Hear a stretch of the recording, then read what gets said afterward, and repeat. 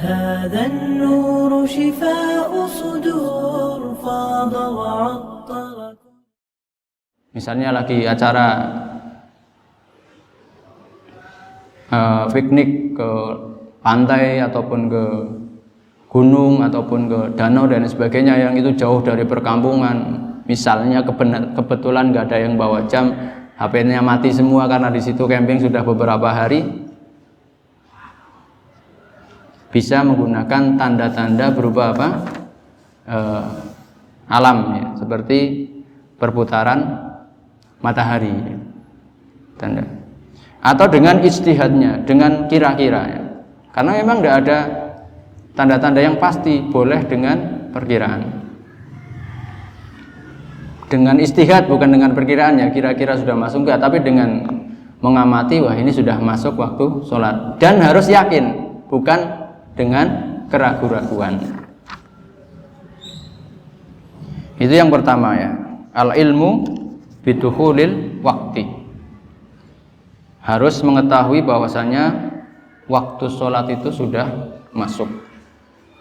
Kemudian yang kedua, at-thaharah anil hadatsaini al-asgharu wal akbar. Suci dari hadas. Dari hadas. Apa bedanya najis dengan hadas, Pak? Masih ingat? Bedanya najis dengan hadas. Ibu-ibu masih ingat? Oh ini najis ya. Anda masih berhadas belum boleh sholat ya. Bedanya apa? Kalau najis itu ainun mustaqdzarah yajibu tanazzuh anhu. Kalau najis itu zat yang kotor yang secara syariat diharuskan kita menghindarinya, menjauhinya. Kalau kena badan ya sholat kita tidak sah. Kalau kena pakaian sholat kita tidak sah. Kalau kena tempat sholat juga sholatnya menjadi tidak sah. Itu najis, harus dihilangkan. Cara menghilangkannya sudah kita bahas, harus betul-betul hilang. Kalau hadas adalah sifat yang melekat pada diri seorang muslim, yang itu menjadi penghalang seorang muslim melakukan kegiatan-kegiatan atau ibadah yang disyaratkan adanya bersih dari hadas. Seperti di sini disebutkan hadatsaini, besar dan kecil ya. Hadas besar itu seperti junub, haid, nifas. Kalau hadas kecil berarti ya buang angin, buang BAB, BAK itu. Itu harus setelah kita yakin bahwasanya belum bersuci dari hadas, maka harus segera berwudu. Dalilnya jelas dalam surat Al-Maidah ayat yang ke-6, Allah Subhanahu wa taala berfirman, ya ayyuhalladzina amanu idza qumtum ila sholati faghsilu wujuhakum wa aydiyakum ilal marafiqi wamsahu bi ru'usikum wa arjulakum ilal ka'bain. Wahai orang beriman, jika kalian hendak sholat maka basuhlah muka, tangan sampai siku, kemudian usaplah kepala kalian, kemudian basuhlah kaki. Ini yang wajib ya. Kemarin kita pelajari bahwasanya rukun wudhu ada 4 dalam ayat ini ditambah 1 niat ya. Lainnya adalah sunnah, kumur-kumur ya, membersihkan telinga ya, mengusap telinga, itu adalah sunnah ya. Yang wajib 5 ini, 4 dalam ayat dan 1-nya adalah niat. Dan hadis Nabi SAW, la yaqbalullahu sholata bi ghairi tahurin. Allah tidak menerima sholat yang tidak didahului dengan bersuci. La yaqbalullahu sholata ahadikum idza ahdatha hatta yatawadda. Allah tidak menerima sholat salah seorang dari kalian jika berhadas Hadas tadi sifat yang melekat pada diri seorang muslim, dan itu menjadi penghalang ibadah sholat. Ya. Sebagian ulama ada yang mengatakan menjadi penghalang untuk menyentuh mushaf, menjadi penghalang untuk, sebagian ulama juga mengatakan tawaf di sekeliling Ka'bah.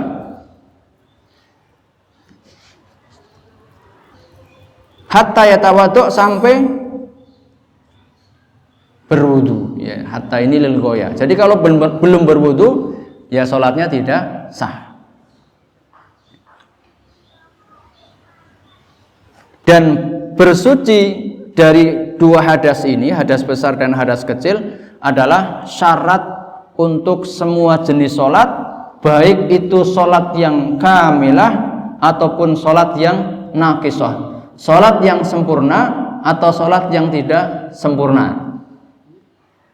Sholat yang sempurna itu ya sholat kita 5 waktu itu Pak ya, sholat, terus sholat sunnah itu sholat yang sempurna.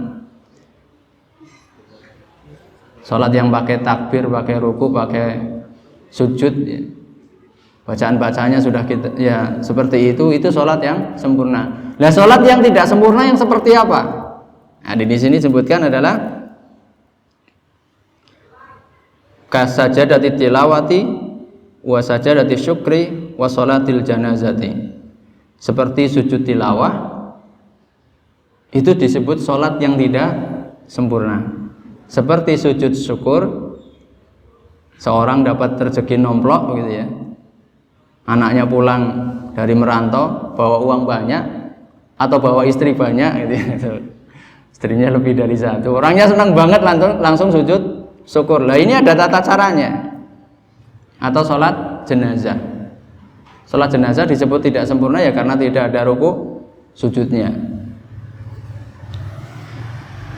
Dari sini maka jumhur ulama menyatakan bahwa kalau seseorang mau sujud tilawah harus dalam kondisi bersih, karena itu hitungannya seperti sholat, dalam kondisi bersih dari hadas besar dan hadas kecil. Demikian juga ketika kita mau sujud syukur.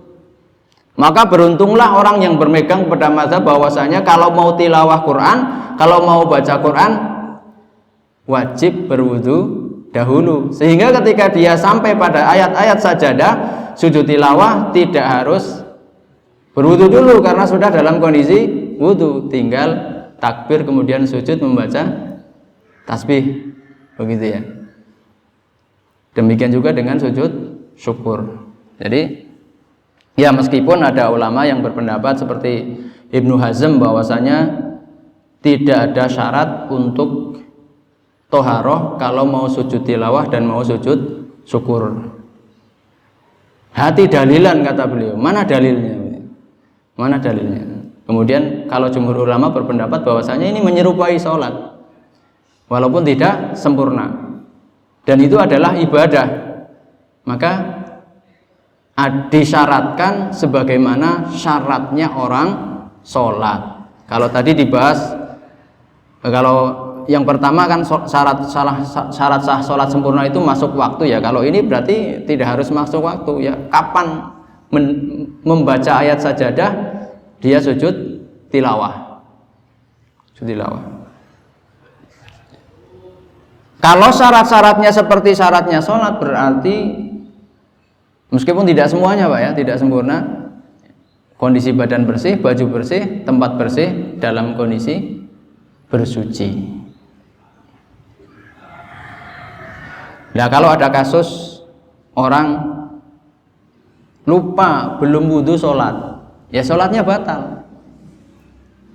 Dengan misalnya ngikut sholat maghrib di pondok, ya. Kemudian habis itu kan ada pengajian, rumongsonnya belum batal sampai sholat isya. Setelah selesai sholat isya baru nyadar, loh tadi pas saya di belakang kan buang angin ya. Maka sholatnya harus mengulang.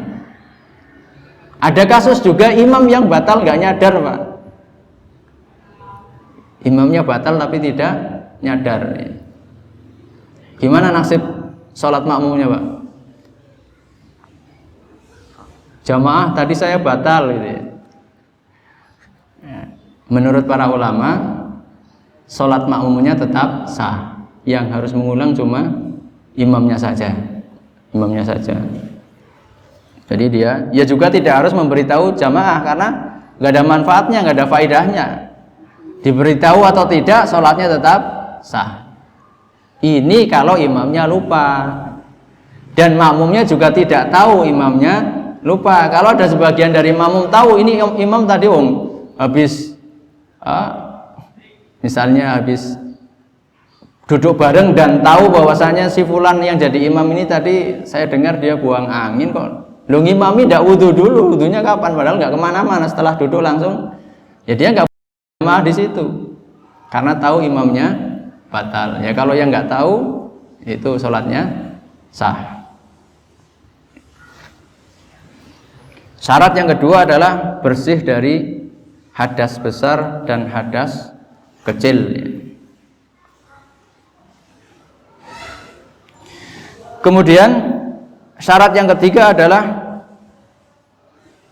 at-thaharah anil khobath, bersih dari najis. Tentunya najis yang tidak dimaafkan, najis yang dihukumi najis berat. Ketika najis ini mengenai badan, pakaian dan tempat sholat, maka sholat kita tidak sah. Meskipun para ulama dulu juga sudah kita bahas ada kadar ma'fu ya, ma yu'fa minan najasah, kadar yang dimaafkan dari najis yang melekat pada badan, pakaian ataupun tempat sholat itu ada. Yang paling keras itu adalah pendapatnya Hambali yang mengatakan bahwasanya walau lam yudrikuhul basar, kita tahu ada najis yang menempel di baju kita tapi tidak terlihat, itu tetap tidak boleh digunakan untuk kalau mazhab Syafi'i yang terlihat saja. Misalnya ada darah nyiprat ya, oh ini terlihat ya, ini berarti harus dicuci, nggak boleh untuk sholat di bagian yang kena saja. Nah, kalau mazhab Hanafi sebesar uang koin, Pak. Kalau ada darah delemok, ada buk'ah, ada noda di baju sebesar uang koin, itu masih ma'fu.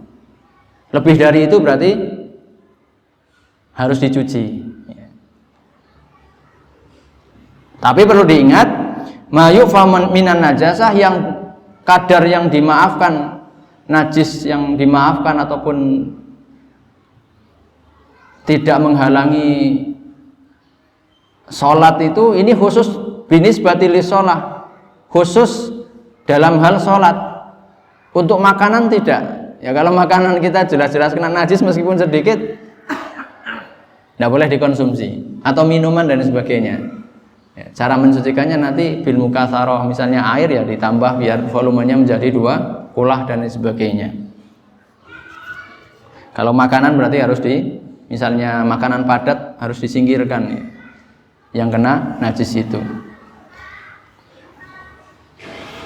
Suci dari najis ya. Dalilnya adalah untuk sucinya badan dari najis, hadis Rasulullah SAW, tanazzahu minal bauli fa inna amata adzabal qabri minhu. Hindarkan diri dari air kencing, karena kebanyakan atau umumnya azab kubur itu diberikan oleh Allah kepada seseorang yang sudah meninggal dunia itu disebabkan karena dia tidak menjaga diri dari najisnya air kencing. Nah, ini kita sebagai orang tua, bapak atau ibu, harus mengajari anak-anak kita untuk menjaga diri dari itu. Biasakan anak-anak kita itu setelah BAB ataupun BAK, buang air kecil, air kencing ini, untuk beristinja, untuk cebok bahasa Indonesianya, bersihkan diri. Ini kalau sudah terbiasa sejak kecil, di kamar mandi habis pipis kok sanyonya mati, nggak ada air, bengok-bengok, Pak, Bu, nggak ada air. Tapi kalau sudah terbiasa nggak cebok, pelencing gitu saja gitu ya, bahkan di depan rumah pun jadi. Ini tugasnya seorang bapak dan ibu, harus mengenalkan kepada anak-anak, harus mengajarkan kepada anak-anak bahwa kita harus menjaga diri dari najis air kencing ini. Selain menjadikan sholat kita tidak sah kalau menempel di badan atau di tempat sholat atau di baju, itu juga akan mendatangkan azab dari Allah Subhanahu wa Ta'ala di alam barzah nanti. Kisahnya Nabi SAW melewati 2 kuburan ya. Kemudian berhenti, beliau mengambil pelepah korma kemudian ditancapkan di kuburan itu dan beliau mengatakan, semoga selama pelepah kurma ini masih basah, Allah meringankan azabnya. Wa ma yu'adzabani fi kabirin. 2 orang ini tidak disiksa oleh Allah Subhanahu wa Ta'ala gara-gara dosa besar, bukan. Yang satunya adalah la yastatiru minal baul. Yang satunya tidak menjaga diri dari najisnya air kencing. Menurut para ulama seperti itu. Yang satunya yamshi binamimah, suka mengadu domba.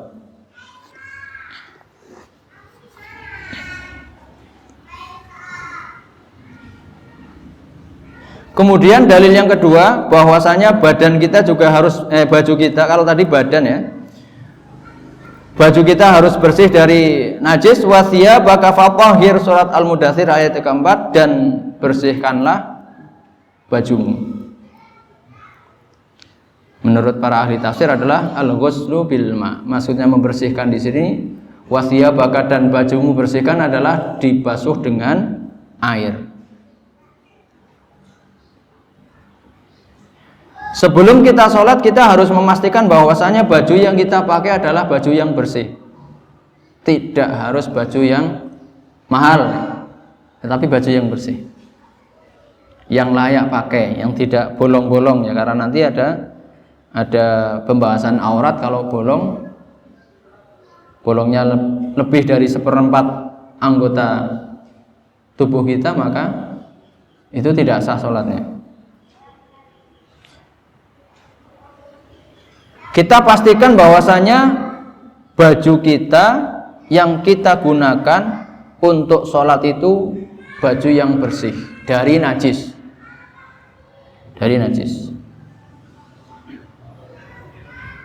Kalau ada seseorang yang sholat kemudian lupa atau tidak tahu bahwa bajunya itu ada najisnya, sampai selesai sholat, maka menurut para ulama, setelah selesai sholat dia harus mengulangi sholatnya dengan baju yang bersih. Demikian juga ketika kita sholat, sadar ada najis, maka harus membatalkan sholatnya. Loh, ini tadi sarung sudah dipipisi si kecil, batalkan sholatnya. Nah terus bagaimana ketika kasus tidak ada pakaian yang bersih? Kok bisa? Ya bisa, misalnya dalam kondisi kita safar yang niatnya tidak nginep, misalnya bawa baju yang melekat di badan saja. Nah kebetulan misalnya mabuk di kendaraan, muntah ya, muntah itu kan najis Pak, kena baju, kena celana, najis dan kotor ya, sudah najis bau lagi begitu. Bagaimana kasusnya kalau tidak ada baju? Ya usaha cari baju yang bersih. Alhamdulillah hari ini di masjid-masjid banyak Pak ya. Kalau kita ke masjid-masjid itu sekarang sudah makmur ya. Di masjid-masjid disediakan baju-baju, sarung-sarung ya. Bahkan ada rompi yang pakai kaos ada tulisannya itu, sama takmirnya dianjurkan, Mas pakai rompi ini biar tulisannya tidak dibaca oleh orang yang di belakang Anda. Kalau tidak dapat juga, misalnya betul-betul dia safar seorang diri, jalan kaki, atau dia terisolasi di sebuah rumah, sebuah tempat, tidak ada siapa-siapa dan itu bernajis, maka menurut jumhur ulama, dia sholat dengan pakaian itu, dengan pakaian yang terkena najis itu, karena tuntutan untuk menutup aurat itu lebih kuat daripada perintah untuk membersihkan najis. Jadi tetap sholat dengan itu, sholat dengan baju yang kena najis dan tidak harus mengulanginya. Ada juga yang berpendapat kalau sudah mungkin untuk mendapatkan pakaian lain yang bersih maka harus mengulanginya. Itu mazhab Syafi'i ya.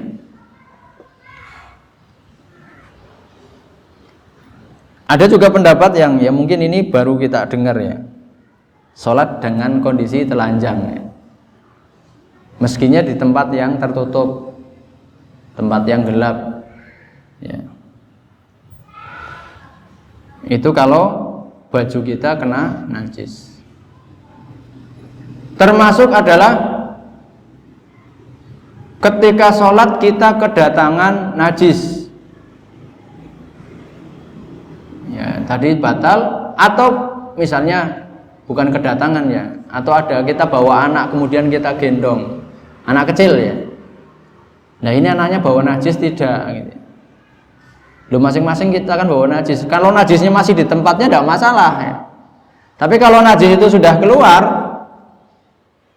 berarti kita bawa najis dan itu batal sholatnya. Misalnya kalau kita mau membawa anak kita ke masjid, pastikan pempesnya kosong. Pastikan dia sudah pipis dulu atau BAB dulu biar ya, nanti tidak pipis di pempesnya ya. Kalau kita sengaja menggendongnya sementara di dalam pempesnya sudah berisi najis itu, maka sholatnya tidak sah. Statusnya kita membawa najis. Itu bersihnya pakaiannya, bersihnya pakaian dari najis. Kemudian kalau kita tidak tahu mana bagian pakaian yang terkena najis, menurut para ulama berarti baju itu harus dicuci semuanya. Ini yang lengannya apa yang kerahnya tadi yang kena najis? Nyipratnya kemana tadi? Jelas-jelas nyiprat ya. Tapi kalau kita tahu bahwasanya yang kena najis itu cuma lengannya saja, maka cukup lengannya yang dibasuh. Tidak harus semuanya, cukup lengannya yang dibasuh. Baju ya. Kemudian yang ketiga adalah bersihnya tempat sholat dari najis. Tempat sholat kita harus bersih. Tempat sholat mana toh Pak? Ini masjid secara keseluruhan adalah tempat sholat. Dan ketika kita sholat, dipastikan tempat kita berdiri, tempat kita menaruh jidat kita untuk sujud, menaruh tangan kita untuk ketika sujud, lutut dan badan kita ketika sholat itu adalah tempat yang bersih dari najis. Artinya ketika kita sholat di karpet ini Pak panjang ya, ujung sana ada najisnya, kita sholat di sini sah sholatnya. Tetapi kalau yang ada najisnya adalah di tempat kita sujud, yang diinjak itu adalah kita menginjak najis, maka sholat kita tidak sah. Makanya di rumah Bapak Ibu sekalian ya, di rumah juga harus dipastikan kalau rumah kita sering gunakan untuk sholat, terbebas dari najis juga. Terbebas dari najis, karena najis ini yang menjadi penghalang sahnya sholat kita. Kalau kita tahu anak kita yang kecil itu buang air kecil di rumah, jelas celananya basah ya. Nah ini di mana kamu lihat pipisnya? Anak kecil ya enggak ngasih tahu, rahasia begitu gitu. Karena dia bilang nggak bisa ngomong. Kalau tidak tahu di mana dia buang air kecil, maka menurut para ulama, karena rumah itu adalah tempat yang mungkin dibersihkan lantainya secara keseluruhan, maka harus dipel semuanya. Ya kecuali kamar-kamar yang tertutup, nggak mungkin anak kecil itu masuk. Maka tempat-tempat yang kemungkinan sudah dijajah oleh si anak itu harus dibersihkan dipel. Kecuali kita tahu, yaitu di situ, ya udah bagian itu yang dibersihkan. Kalau kita jadikan rumah kita juga sebagai tempat sholat sunnah. Berbeda dengan tempat yang luas kayak lapangan, kayak padang pasir gitu ya. Ya sudah, cari tempat yang bersih aja, nggak usah dikelilingi lapangannya. Ya ini bersih ya sudah. Juga nggak harus dibersihkan. Gimana bersihkannya? Ya, padang pasir ya. Itu tempat yang umum, dan umumnya apalagi padang pasir itu kalau najis itu sudah terkena air hujan, atau bahkan kalau air kencing itu terkena sengatan matahari, itu termasuk menurut para ulama bagian dari cara membersihkan najis itu. Tidak apa-apa berarti sholat di situ tempatnya. Kemudian kalau kita tempat kita sholat itu ada najis tetapi sudah kita alasi, maka tidak masalah. Misalnya kayak karpet ini tebal ya, kalau ada najis di bawahnya itu enggak bersentuhan dengan kulit dan tangan kita ya, ataupun dengan jabhah jidat ketika kita sujud, maka tidak masalah ya. Ya solusinya mungkin di rumah-rumah, kalau kita yang punya anak kecil punya karpet khusus untuk sholat, atau punya musola khusus untuk sholat sunnah ya. Kalau musola khusus ya rumah 5x6 misalnya ya, untuk kamar saja baginya susah, mau dikasih musola khusus ya. Mungkin solusinya adalah karpet yang roto tebel ya, ketika kita sholat kita gelar, setelah selesai sholat ditutup ya. Dipastikan sebelum sholat juga kita mungkin pakai sendal yang khusus di dalam rumah, karena nggak tahu. Ini untuk menjaga agar sholat kita tetap sah, tidak terkena najis. Dalilnya bahwasanya tempat sholat itu harus bersih dari najis, hadis Nabi ketika ada seorang badui yang kencing di pelataran masjid. Maka kata Nabi, biarkan sampai selesai dulu, baru setelah selesai bersihkan najis ini. Ini dalil bahwasanya tempat kita sholat harus bersih dari najis. Kalau tempat sholat itu boleh yang bernajis, maka untuk apa Nabi SAW memerintahkan para sahabat untuk membersihkannya dari najis? Kemudian yang keempat, syarat sah sholat adalah satrul aurah, menutup aurat. Menutup aurat secara bahasa, aurat itu adalah aib, cacat ataupun. Sementara secara pengertian para ulama adalah ma yajibu syar'an satruhu wa yuhramun nadhar ilaihi min ghairi sahibihi. Bagian tubuh yang harus ditutup, wajib ditutup, dan haram untuk dilihat selain oleh pemiliknya. Orang lain tidak boleh melihatnya. Itu namanya aurat. Dan diperintahkan oleh Allah Subhanahu wa Ta'ala dan Rasulnya untuk menutup aurat. Ya bani Adam khudhu zinatakum inda kulli masjidin. Wahai anak manusia, ketika kalian ingin pergi ke masjid, maka pakailah pakaian kalian. Dan juga sabda Nabi SAW, la yaqbalullahu salata haidin illa bi khimarin. Allah Subhanahu wa Ta'ala tidak menerima salatnya seorang wanita yang sudah haid kecuali dengan penutup kepala. Ini menunjukkan bahwasanya kepala, rambut seorang wanita adalah aurat. Makanya Nabi memerintahkan untuk menutupnya, dan kalau tidak ditutup maka salatnya tidak sah.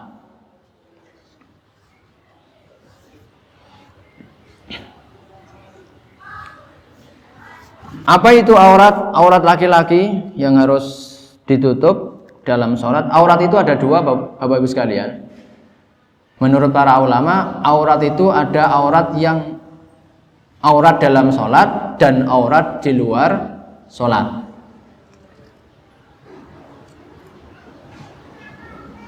Aurat laki-laki baik di dalam sholat ataupun di luar sholat sama, yaitu antara lutut pusar ke bawah sampai bawah lutut.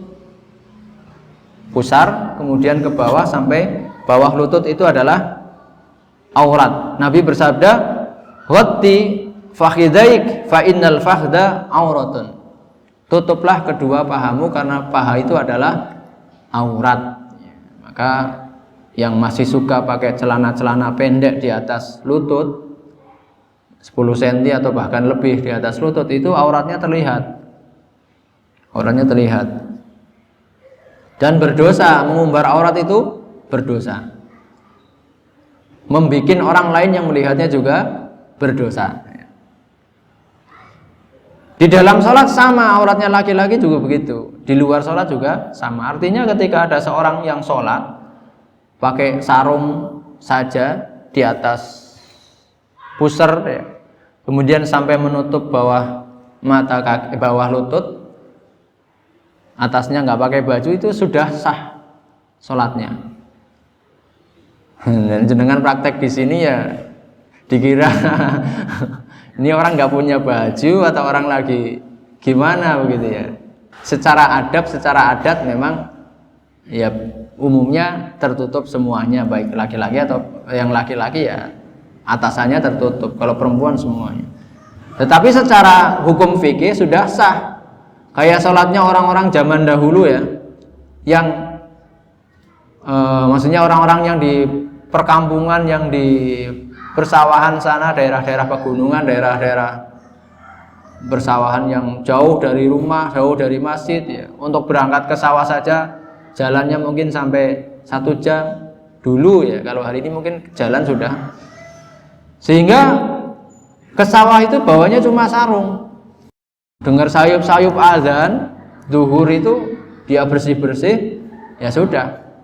Dia bersih-bersih, berwudu, pakai sarung begitu, cari batu yang datar, sholat di situ, sah sholatnya, karena dia sudah menutup aurat. Ditinjau dari segi menutup auratnya itu sudah mencukupi aurat laki-laki.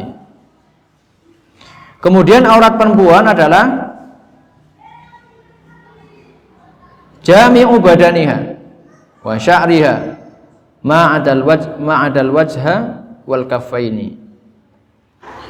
Seluruh badannya, seluruh rambutnya itu adalah aurat, kecuali wajah dan telapak tangan.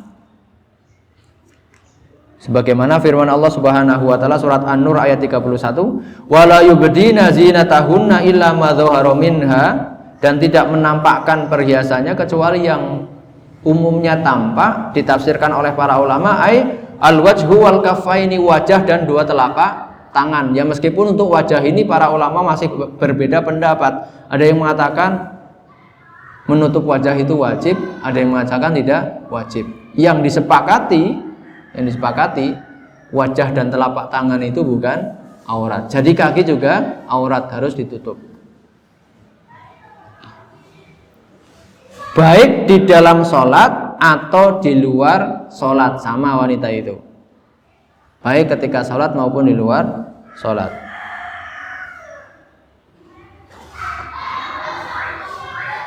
Bagaimana hukumnya ketika seseorang yang sedang sholat kemudian tersingkap auratnya? Lagi sholat kemudian ada angin yang bertiup, tersingkap auratnya. Kalau segera menutupnya maka tidak masalah. Tetapi kalau tersingkapnya aurat itu karena keteledoran dia, nggak bisa pakai sarung, nekat pakai sarung, nggak pakai sabuk lagi itu ya, melotrok bahasa Jawanya ya. Ada yang membatasi selama satu rukun sholat, maka batal sholatnya. Jadi kalau yang tidak sengaja langsung ditutup, tidak masalah.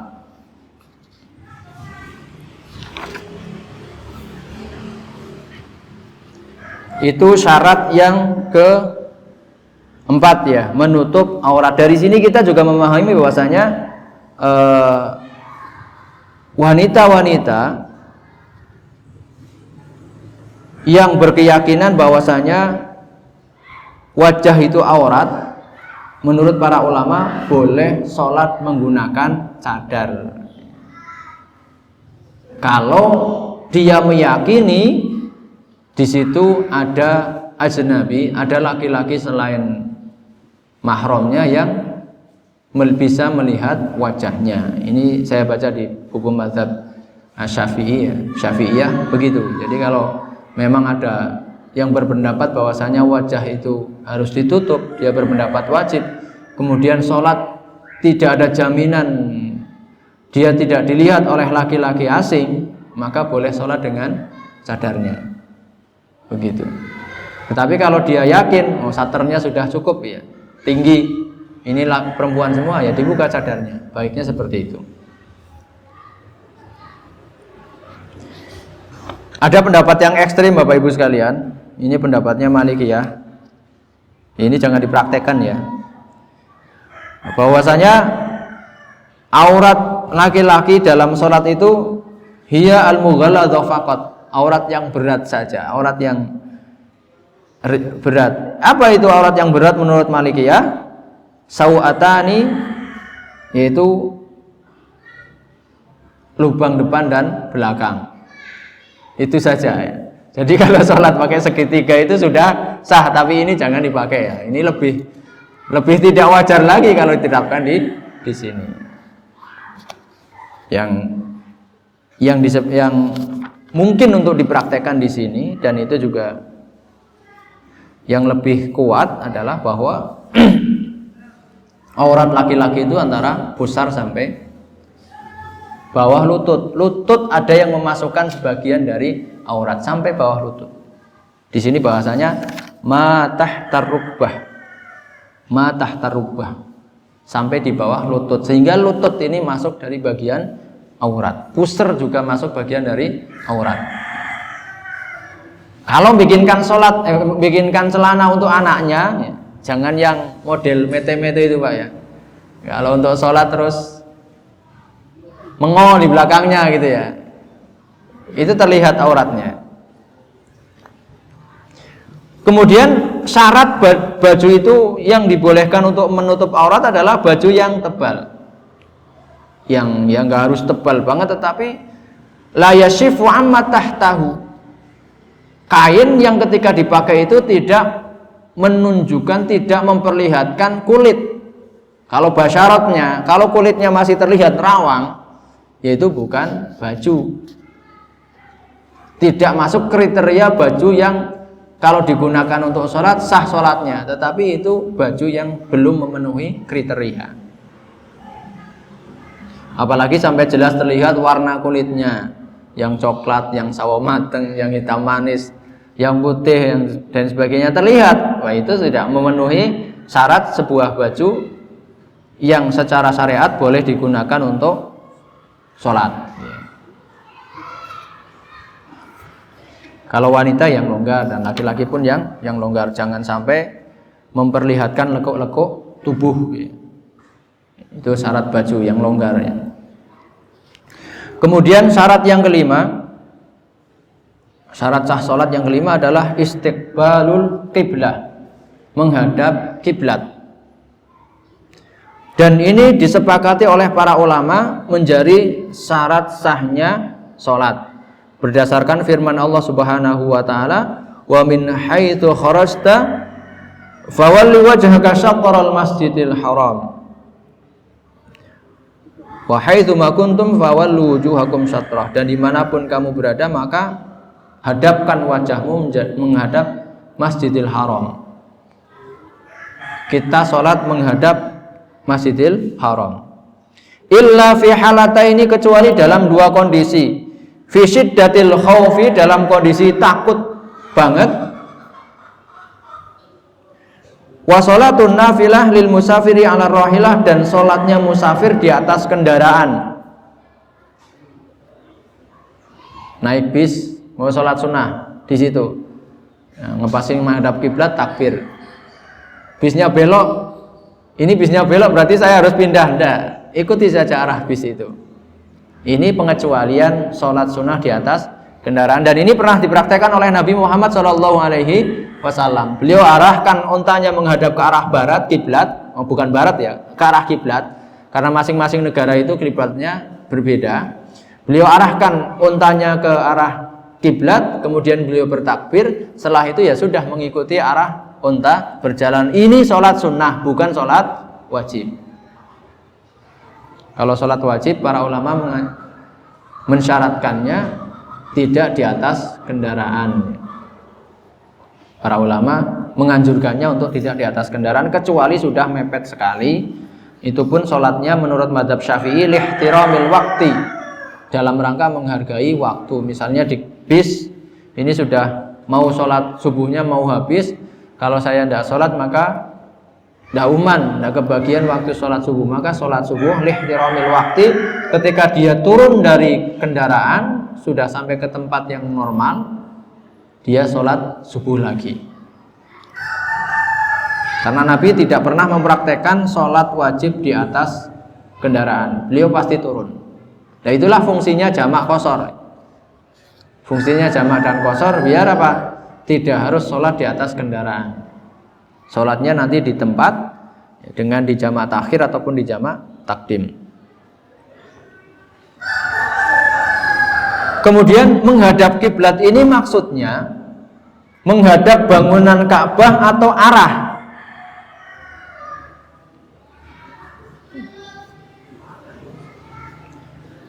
Menurut jumhur ulama bahwa orang-orang yang bisa melihat bangunan Ka'bah itu sholatnya harus menghadap Ainul Ka'bah, bangunannya itu. Misalnya ketika haji ya sholat di sekitar Masjidil Haram atau di tanah haram itu yang masih melihat bangunan Ka'bah, maka harus menghadap ke arah Ka'bah, maka sholatnya mengelingkari Ka'bah. Sementara bagi orang-orang yang tidak melihat Ka'bah, kayak kita bisa melihat Ka'bah nggak Pak? Bisa kalau di depan masjidnya ada gambar Ka'bahnya. Tidak bisa melihat Ka'bah yang ada di Makkah Al-Mukarramah sana, maka sholatnya adalah menghadap jihah. Jihah itu arah. Ka'bah di mana? Sana, kulon ya. Di daerah Saudi Arabia sana. Makkah Al-Mukarramah. Arahnya kemana? Ke barat. Berarti kita menghadap ke arah di mana Ka'bah itu berada. Dan ini menurut jumhur ulama. Sehingga bagi yang berpendapat dengan mazhab ini, ya sudah beristihad, ini sudah diukur dan sebagainya, ini tepat ke arah Ka'bah sudah. Sementara mazhab Syafi'i berpendapat bahwa baik yang berada di sekitar Ka'bah bisa melihat Ka'bah ataupun yang tidak melihatnya, disyaratkan harus menghadap Ainul Ka'bah, ya mestinya dengan istihad juga ya. Karena kalau memastikan pasti itu ya susah juga ya, nggak kelihatan ya. Ya istihadnya dengan yang dilakukan oleh para penggawa pemerintahan dari Kemenak itu, seperti mengukur arah kiblat-kiblat itu ya. Ya mungkin karena mayoritas kaum muslimin di Indonesia bermadzhab Syafi'i, maka diadakan pengukuran seperti itu. Dalam rangka apa? Isabah Ainul Ka'bah, dalam rangka agar sholat orang yang bermadzhab Syafi'i ini bisa menghadap ke bangunan Ka'bah itu sendiri. Dan ini juga masih bihasbi istihadihi wa ghalabati dhannihi, dan ini pun masih dzan, sifatnya masih perkiraan, sifatnya masih istihadi. Tidak bisa tepat sekali, itu tidak bisa. Geser 1 senti saja sudah. Ya sayangnya kiblatnya sudah dimiringkan, sajadahnya masih dimiringkan lagi gitu ya. Itu semakin jauh melenceng dari Ainul Ka'bah, semakin jauh melenceng dari bangunan Ka'bah itu sendiri. Makanya kayak kalau yang bermadzhab harus diluruskan, kalau sudah ada yang berusaha untuk meluruskan, ikuti arahan itu. Garisnya sudah digaris-garis, ya sudah sajadahnya mengikuti arahan itu. Jangan semakin dimiringkan lagi. Lah tujuannya soft yang sudah lurus begini tadi dimiringkan itu biar isobah Ainul Ka'bah, biar bisa mengarah ke bangunan Ka'bah. Loh ini kalau malah dimiringkan lagi ya, tambah miring gitu ya. Ya sementara bagi mazhab jumhur ini kalau sudah ini masjid ini sudah mengarah menghadap di mana Ka'bah berada, mengarah barat sana, sudah diukur ya sudah, nggak perlu repot-repot lagi harus tepat ke bangunan Ka'bahnya karena jauh ya. Dan ini yang tidak memberatkan. Kemudian bagi orang yang tidak tahu arah Ka'bah, arah kiblat, misalnya di tengah hutan atau di gunung ya itu bisa menggunakan kompas. Lah kalau ada dikira-kira, bukan kemudian nggak sholat, wah nggak tahu nih kiblatnya kemana, nggak usah sholat. Nggak, sholat itu nggak akan gugur dalam kondisi apapun. Nggak tahu kiblat ya sudah kira-kira. Apalagi misalnya malam hari ada bintang fajar, berarti bintang fajar itu kalau di arah timur, wah berarti ini timurnya. Nah, kalau siang hari jelas ada matahari ya, misalnya malam hari subuh, isya. Kalau siang hari zuhur, asar atau maghrib mungkin masih kalau ngepasi melihat matahari ya. Kalau enggak sama, dia beristihad. Mengira-ngira ya ini kayaknya arah Ka'bahnya ke sini. Jamaah sekalian dirahmati Allah Subhanahu wa taala, itulah syarat-syarat sah salat yang bisa kita bahas pada kesempatan kali ini 1 sampai 5. Semoga nanti bisa dilanjutkan pada pertemuan-pertemuan berikutnya karena waktunya sudah habis. Ada pertanyaan Bapak Ibu? Monggo. Melakukan sujud tilawah itu 2 kali, 1 kali. Melakukan sujud tilawah itu 1 kali sujud, Pak. Bukan 2 kali, 1 kali. Takbir kemudian sujud, membaca doa, kemudian bangkit dari sujud itu. Sekali.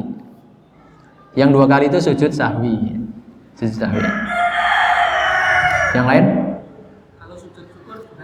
Sama, sujud syukur juga sekali. Cukup nggih? Kalau cukup kami akhiri, bila ada kekurangannya kami mohon maaf karena kekurangan kami pribadi. Semoga apa yang kita bahas pada pagi hari ini bermanfaat untuk akhirat kita dan semoga majelis kita diberkahi Allah Subhanahu wa taala berpahala. Akhiru da'wana alhamdulillahirabbil alamin. Wassalamualaikum warahmatullahi wabarakatuh. هذا النور شفاء صدور فاض وعطر